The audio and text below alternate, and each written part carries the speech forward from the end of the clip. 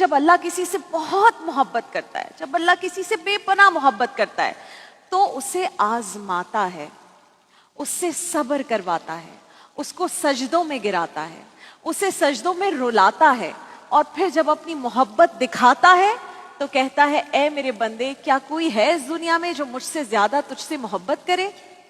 अल्लामा इब्न अरबी फरमाते हैं कि जब मुझ पर कोई आजमाइश आती है तो मैं 4 दफा अल्लाह का शुक्र अदा करता हूँ, 4 दफा। पहली, इस बात पर कि आजमाइश इससे बड़ी भी हो सकती थी। दूसरा, इस बात पर कि अल्लाह ने बर्दाश्त करने की हिम्मत भी दी है। तीसरा, इस बात पर कि दुआ और इबादत का शौक बढ़ गया है। और चौथा, इस बात पर कि आजमाइश जिस्मानी थी, दीनी नहीं थी। इन चारों बातों का शुक्र हमने भी अदा करना है जब भी कोई मुश्किल आए।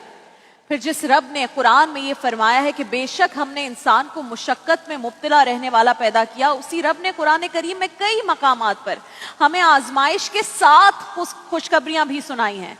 सूरह बकरा की आयत 155 में हमारा रब फरमाता है, और हम जरूर बिल जरूर तुम्हें आजमाएंगे, कुछ खौफ और भूख से, और कुछ मालों और जानों और फलों के नुकसान से, और ए हबीब आप उन सब्र करने वालों को खुशखबरी सुना दें। फिर सूरह बकरा की आयत 157 में हमारा परवरदिगार फरमाता है, यही वो लोग हैं जब अल्लाह किसी से बहुत मोहब्बत करता है, जब अल्लाह किसी से बेपनाह मोहब्बत करता है तो उसे आजमाता है, उससे सब्र करवाता है, उसको सजदों में गिराता है, उसे सजदों में रुलाता है, और फिर जब अपनी मोहब्बत दिखाता है तो कहता है, ए मेरे बंदे, क्या कोई है इस दुनिया में जो मुझसे ज्यादा तुझसे मोहब्बत करे। अल्लामा इब्न अरबी फरमाते हैं कि जब मुझ पर कोई आजमाइश आती है तो मैं 4 दफा अल्लाह का शुक्र अदा करता हूँ, 4 दफा।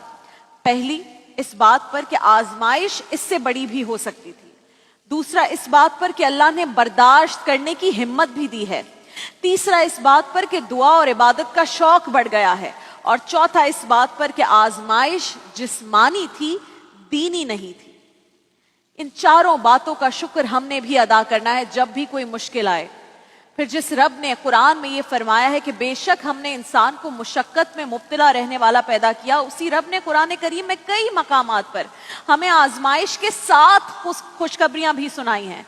सूरह बकरा की आयत 155 में हमारा रब फरमाता है, और हम जरूर बिल जरूर तुम्हें आजमाएंगे, कुछ खौफ और भूख से, और कुछ मालों और जानों और फलों के नुकसान से, और ए हबीब आप उन सब्र करने वालों को खुशखबरी सुना दें।